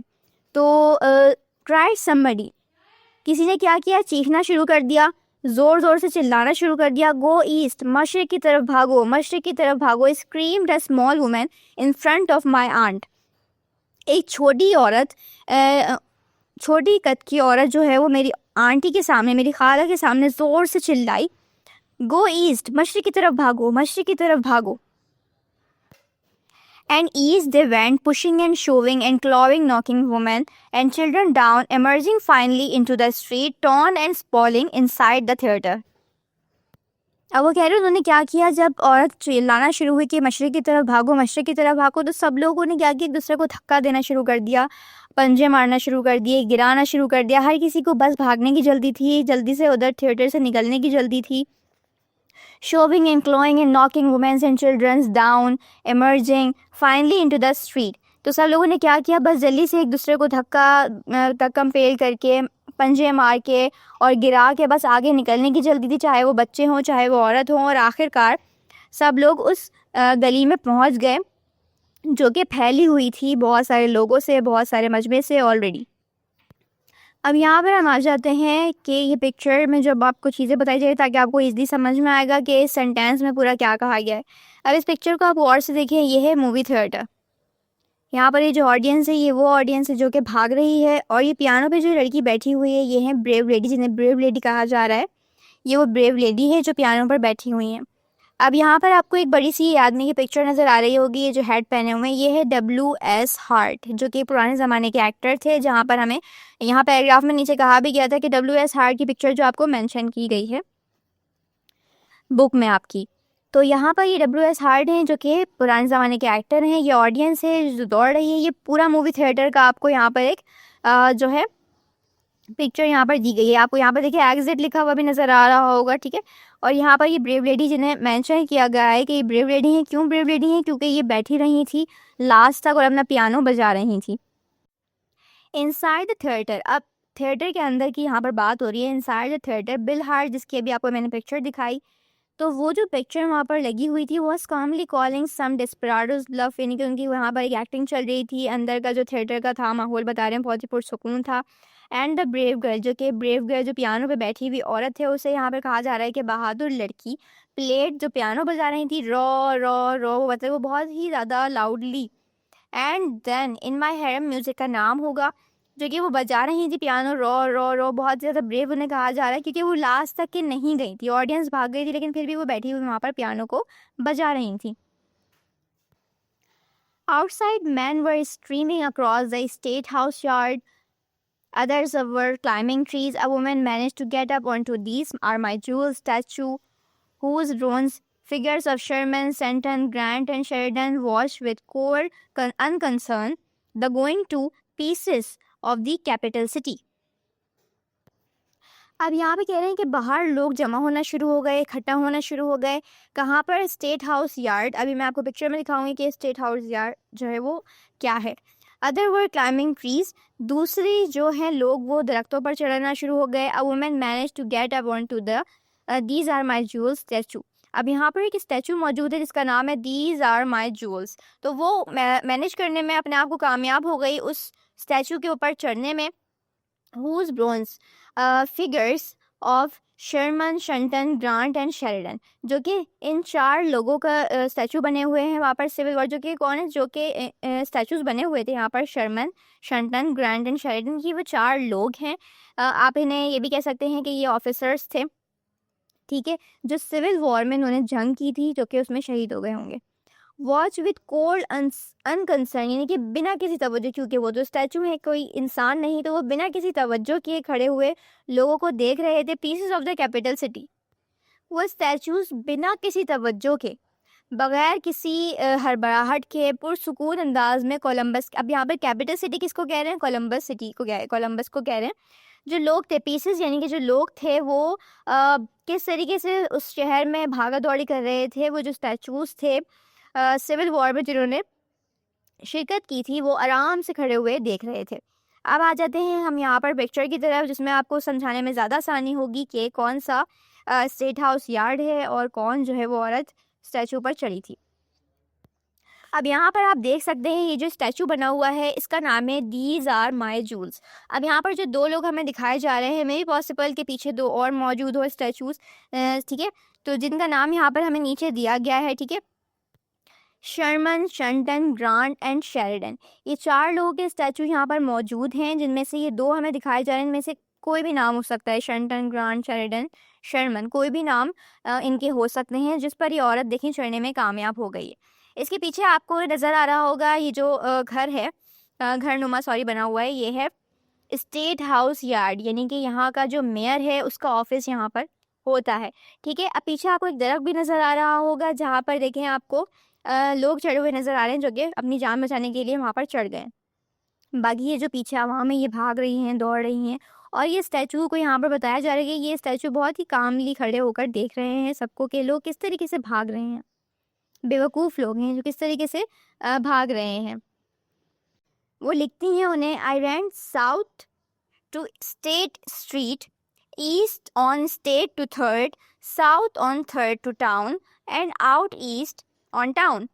माई aunt Edith has written me. उनकी आंट उनको क्या लिखती हैं कि मैं पहले भागी साउथ से लेके स्टेट स्ट्रीट तक, फिर मैं भागी मशरिक से लेकर स्ट्रेट टू थर्ड तक, फिर मैं कहाँ से भागी? मैं साउथ से भागी थर्ड टू टाउन तक, उसके बाद आखिरकार वो भागी आउट ईस्ट टू टाउन, मशरिक से लेकर टाउन तक।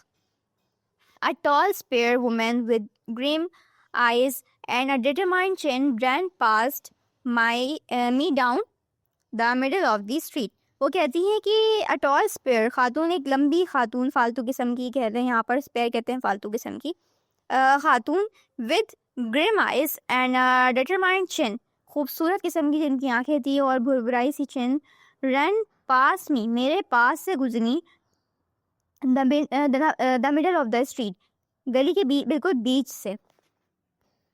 आई was still uncertain as to what was the matter, मैं उस वक्त भी अनसर्टन था, मतलब मैं बिल्कुल भी ज़्यादा परेशान थी कि ये आखिरकार मामला है क्या। Spite of all the shouting, I drew up as alongside the woman with some effort, for although she was in her late 50s, she had a beautiful, easy running form and seemed to be in excellent condition. तो वो कहती हैं कि मैं बहुत तेज़ी से चिल्लाई और दौड़ी। I drew up alongside the woman with some effort, मैं बहुत ज़्यादा कोशिश कर बहुत ज़्यादा एफर्ट लगाकर उस औरत के बिल्कुल साथ साथ हो गई। For also she was in her late 50s, मैं साथ साथ उस औरत के आ गई तेज़ रफ्तार में भागती हुई। ऑल तो वो औरत थी, अब वो उस औरत के बारे में बताती हैं कि वो अपनी लेट 50s, यानी कि वो बहुत ज़्यादा उम्र दराज औरत थी, लेट 50s में थी। But she had beautiful easy running, लेकिन फिर भी वो बहुत खूबसूरत तरीके से दौड़ रही थी। अब यहाँ पे खूबसूरत तरीके से दौड़ने का मतलब है बहुत आसानी से दौड़ पा रही थी, जैसे कि वो बिल्कुल एक्सेलेंट कंडीशन में है, वो बहुत ज़्यादा ओल्ड नहीं है, यानी कि यंग कंडीशन में है और बहुत अच्छी तरीके से वो दौड़ पा रही हैं बिना हाँपे। वॉट इज़ इट, तो जो जेम्स थर्बर की आंट है उन्होंने पूछा व्हाट इज़ इट। आई पर्फ्ड, उन्होंने हाँपते हुए पूछा, यानी कि मैंने हाँपते हुए पूछा व्हाट इज़ इट, ये क्या है, मतलब हम क्यों भाग रहे हैं। She give me a quick glance and then looked ahead again, stepping up her head pace a trifle. Don't ask me, ask God, she said. उस औरत ने एक क्विक ग्लैंस का मतलब होता है मेरी तरफ एक झलक की तरह देखा, फ़ौरन से, यानी कि देखकर फ़ौरन वापस उसी तरफ देखना शुरू कर दिया, आगे की तरफ जहाँ वो दौड़ रही थी। तो वो कहती है she give me a quick glance, उन्होंने मुझे बस एक झलक देखा और फ़ौरन सामने की तरफ देखकर फिर से भागना शुरू कर दिया, जिस तरीके से जिस हफरा तफरी में वो भाग रही थी। और मुझसे कहा डोंट आस्क मी, मुझसे मत पूछो, आस्क गॉड, खुदा से पूछो। शी आस्क, उसने शी सेड, उसने कहा। When I reach grand Avenue, अब यहाँ पे ग्रैंड एवेन्यू भी एक जगह है, अमेरिका में बहुत सारी जगहें हैं जो ग्रैंड के नाम से हैं, जो कि वहाँ पे उनके सिविल हीरोज से जिनके नाम पर ये रखी गई हैं। वैन आई रीच, अब यहाँ पर कौन बात कर रही है, एडिथ टेलर, जो कि आंट हैं जेम्स थर्बर की। वो कहती हैं कि जब मैं पहुँची grand Avenue, I was so spent, मैं बहुत ज़्यादा थक चुकी थी, दैट डॉक्टर HR मैलोरी, यहाँ पर HR मैलोरी लिखा हुआ है, ये थोड़ी टाइपिंग मिस्टेक है, यहाँ पर आएगा HP मैलोरी। तो वो कहती हैं आई वॉज सो स्पेंड, मैं बहुत ज़्यादा थकी हुई थी, that doctor HP Mallory, you remember. तो वो कहती हैं कि HP मैलोरी जो डॉक्टर थे, यू रिमेंबर, आपको याद है doctor Mallory, that man with white beard, वो आदमी जो सफ़ेद दाढ़ी में, who looks like Robert Browning, जो कि बिल्कुल रॉबर्ट ब्राउनिंग की तरह दिखते थे, वही डॉक्टर मैलोरी। तो अब यहाँ पर रॉबर्ट ब्राउनिंग, यहाँ पर रॉबर्ट लिखा हुआ है, यहाँ पर भी टाइपिंग की मिस्टेक है, रॉबर्ट आएगा। यहाँ पर रॉबर्ट ब्राउनिंग जो है वो कौन थे, वो एक पोइट थे, विक्टोरियन एरा के पोइट हैं रॉबर्ट ब्राउनिंग। तो वो कहती हैं डॉक्टर HP मैलोरी, तुम्हें याद है वही डॉक्टर जो सफ़ेद दाढ़ी में बिल्कुल रॉबर्ट ब्राउनिंग की तरह दिखते हैं। उसके बाद वो कहती हैं वेल, अब वो कहते हैं कि कहती हैं वेल डॉक्टर मैलोरी वो my head drawn away from at the corner of 5th town past me, it's got अस। तो डॉक्टर मैलोरी जो है, जब हम पहुँचे at the corner of 5th and town के, जब हम कॉर्नर में 5th जो टाउन था, वो स्ट्रीट थी, वहाँ पर हम पहुँचे, जब हम वहाँ से गुजरे, इट्स गॉट अस, जो डॉक्टर मैलोरी थे उन्होंने कहा कि पानी हमें जकड़ लेगा। ही शाउटेड, वो चिल्लाए, and I felt sure that what ever it was did have us for you now. What conviction Dr. Mallory's statements always carried. तो वो कहती हैं कि तुम्हें तो पता ही है कि डॉक्टर मैलोरीज की जितनी जज्बाती स्टेटमेंट्स होती हैं वो कितनी यकीनी होती हैं, वो जो भी कहते हैं वो कितनी ज़्यादा यकीन के साथ कहते हैं। तो वो चिल्लाए कि पानी हमें जकड़ लेगा, वो हमें बहा कर ले जाएगा, तो मैं बह गई। आई फेल्ट श्योर, मैं यानी कि मैंने उनकी बात पे यकीन कर लिया, मुझे लगा कि वो पढ़े लिखे आदमी है, तो वो जो भी कह रहे होंगे वो ठीक कह रहे होंगे, तो मैंने उनकी बात मान ली। I didn't know at the time what he meant, तो वो कहती हैं कि मुझे उस वक्त मालूम नहीं था कि उनका मतलब क्या है, but I found out later, लेकिन मुझे बाद में पता चला, there was a boy behind him, उनके पीछे, यानी कि डॉक्टर मैलोरी जो थे उनके पीछे एक बच्चा था, एक लड़का था, on roller skates. Roller skates क्या होते हैं कि स्केटिंग शूज़ होते हैं जिसमें व्हील्स लगे हुए होते हैं। तो उनके पीछे एक लड़का था जो कि रोलर स्केट्स पर चल रहा था, एंड डॉक्टर मैलोरी मिस्टुक, उन्होंने क्या किया, यानी कि मिस्टेक की सेकंड फॉर्म यहाँ पर है, मिस्टेक की सेकंड फॉर्म मिस्टोक है, तो उन्हें गलती हो गई, द स्विशिंग, जो रगड़ थी स्केट्स की, जो शूज़ की जो व्हील्स लगे हुए थे उसकी जो रगड़ थी of skates, for the sound of rushing water, उन्हें लगा कि पानी बहने की आवाज़ है, यानी कि उस लड़के ने डॉक्टर मैलरी की जो पीछे लड़का था उसने वो जो स्केट्स पहने हुए थे, स्केटिंग शूज़ पहने हुए थे, उसके जो व्हील्स की रगड़ की आवाज़ थी, डॉक्टर मैलरी को लगा कि वो पानी बहने की आवाज़ है। तो वो मिसअंडरस्टैंडिंग उनको भी हो गई, उनकी वजह से उन्होंने जो बात मुझे बताई तो मैंने उनकी बात पर यकीन कर लिया। तो उन्हें लगा कि वो जो रोलर स्केट्स के शूज़ की आवाज़ है, व्हील्स की आवाज़ है, वो पानी बहने की आवाज़ है। तो वो डर गया और वो चिल्लाए कि पानी हमें जकड़ लेगा और हम इसमें डूब के मर जाएंगे। और मैंने उनकी बात पे इसलिए यकीन कर लिया कि मुझे लगा वो पढ़े लिखे आदमी है, तो वो जो भी कह रहे होंगे वो ठीक कह रहे होंगे। He eventually reach the Columbus School of Girls. He eventually यानी कि वो आखिरकार, डॉक्टर मैलरी की यहाँ पर बात हो रही है कि वो आखिरकार पहुँच गए, कहाँ पर पहुँच गए, Columbus School of girls. Columbus School of girls जो कि ऑब्वियसली वहाँ के गवर्नमेंट का स्कूल होगा फॉर गर्ल्स के लिए, कोलम्बस सिटी का। At the corner of Parsons Avenue, जो कि पार्सन्स एवेन्यू के कॉर्नर पे बना हुआ था, एंड टाउन स्ट्रीट पर बना हुआ था। वेयर ही कोलैप्स, जहाँ पर वो जाके रुके, expecting the cold frothing water of the Scioto. अब वो एक्सपेक्ट कर रहे थे कि जो झाग वाला ठंडा पानी है, स्केटियो वहाँ पर एक रिवर का नाम है, to sweep him into the oblivion. वो इस बात पर बहुत ज़्यादा उनको ये उम्मीद थी, उनको ये यकीन था कि जो ठंडा झाग वाला पानी है इस रिवर का, वो उन्हें बहा कर ले जाएगा और मुकम्मल तौर पर उनको बहा के ले जाएगा और वो इसमें ख़त्म हो जाएंगे, बिल्कुल मर जाएंगे और वो इनका सफ़र हस्ती से मिटा देगा, नामो निशान मिट जाएगा। डॉक्टर मैलरी को इस बात का यकीन था। वो इतना ज़्यादा डरे हुए थे कि उनको लग रहा था ये जो रिवर है इसका पानी झाग वाला उनको मुकम्मल तौर पर बहा कर ले जाएगा। The boy on the skates swirl past him and doctor Malory realized for the first time what he had been running from। जब वो लड़का स्केट से घूमते हुए, स्विल यानी कि घूमते हुए, पास्ट हिम उनके पास से गुजरा, एंड डॉक्टर मैलरी रियलाइज्ड, और डॉक्टर मैलरी को इस बात का एहसास हुआ फॉर द फर्स्ट टाइम, पहली दफ़ा, what he had been running from, कि वो किस चीज़ से दौड़ रहे थे। लुकिंग बैक, जब उन्होंने पीछे देखा, अप द स्ट्रीट, गली की तरफ, he could see no sign of water, और उन्हें पीछे की तरफ कोई भी पानी का साइन, बहते हुए पानी का साइन नज़र नहीं आया। कोई भी ऐसा निशान नज़र नहीं आया कि पानी है, या फिर कोई भी तूफ़ान या कोई भी सैलाब उनके पीछे, उनको गली में कोई भी निशानदेही नज़र नहीं आई सैलाब की। तो उन्हें इस चीज़ का एहसास तब हुआ जब वो लड़का स्केट से उनके बराबर से घूमते हुए गुजरा, तो उनको समझ आया कि वो किस चीज़ से दौड़ रहे थे। वो किसी सैलाब से नहीं, उस स्केटिंग व्हील की आवाज़ को पानी समझकर दौड़ रहे थे। He could see no sign of water, उन्हें कोई भी आसार नज़र नहीं आए पानी के। बट नेवरदलेस, फिर भी, नेवरदलेस का मतलब है उसके बावजूद, उन्होंने पीछे देखा, उन्हें कोई भी आसार नज़र नहीं आए सैलाब के, लेकिन फिर भी after resting a few minutes, कुछ लम्हे, कुछ मिनट आराम करने के बाद या रुकने के बाद, ही जॉग्ड ऑन ईस्ट अगेन, वो फिर से दौड़ना शुरू हो गए। जॉग मतलब दौड़ना, वो फिर से दौड़ना शुरू हो गए मशरिक़ की तरफ। अब वो आगे कहती है, he caught up with me at Ohio Avenue.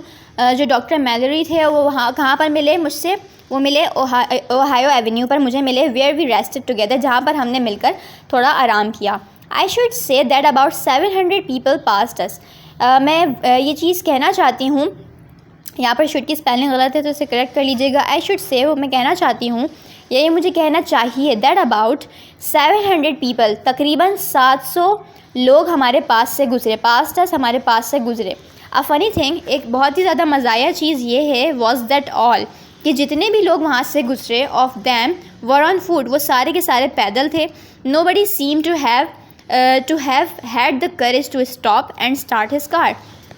Nobody seems, कोई भी ऐसा इंसान मुझे नज़र नहीं आया जिसमें ये ताकत थी या फिर ये करेज थी कि वो रुके और अपनी गाड़ी को, अपनी कार को स्टार्ट कर सके।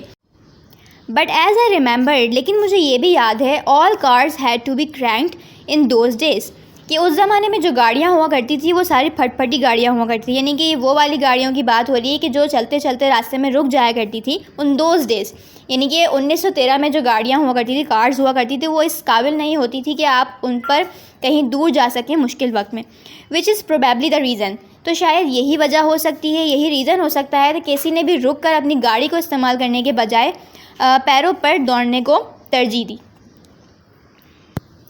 The next day the city went about its business as if nothing had happened।